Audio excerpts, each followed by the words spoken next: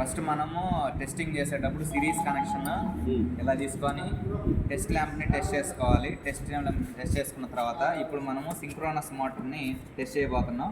Synchronous మోటార్లో DC connections DC supply కోసం ఉంటాయి. ఈ డీసీ కనెక్షన్స్ డీసీ సప్లై ఎందుకంటే రోటార్లో ఎక్సైటేషన్ కోసం వాడతాం. దాన్ని ఫస్ట్ మనం చెక్ చేయబోతున్నాం.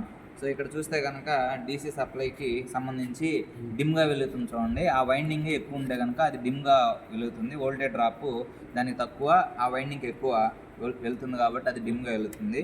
ఆ తర్వాత మనము ఇలా చెక్ చేసుకునేటప్పుడు సో అన్ని వైండింగ్లకి మిగతా కంటిన్యూటీ ఏదైనా ఉందా లేదో కూడా చెక్ చేసుకోవాలి. వీటన్నిటికీ వెలగట్లేదు కాబట్టి కంటిన్యూటీ ఈ ఫేజ్ వైర్లకి ఏమీ లేదు. ఇన్పుట్ 3 ఫేజ్కి ఈ డీసీ సప్లైకి వేరువేరుగా ఉంది కాబట్టి అది వెలగలేదు, ఓపెన్లో ఉంది. కాబట్టి సో కరెక్ట్ కండిషన్లో మోటార్ ఉంది డీసీ సప్లైతో పోలిస్తే. మిగతా మనము ఇక్కడ ఆర్మేచర్కి సంబంధించి అంటే స్టేటార్కి సంబంధించి వైండింగ్ 3 ఉంటాయి. ఒకటేమో ఆర్, ఒకటి why.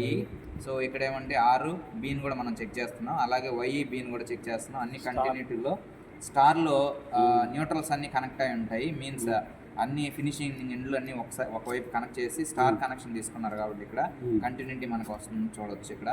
So are, why, B అన్నీ కూడా మనము సో న్యూట్రల్ ద్వారా కనెక్ట్ చేస్తుంటాం ఒకవైపున కాబట్టి కంటిన్యూటీ చూపిస్తుంది. ఆర్, వై, బి అన్నిటికి కూడా కంటిన్యూటీ ఉంది కాబట్టి కరెక్ట్ కండిషన్లో ఈ సింక్రోనస్ మోటార్ ఉందని మనం ఇప్పుడు కన్ఫర్మ్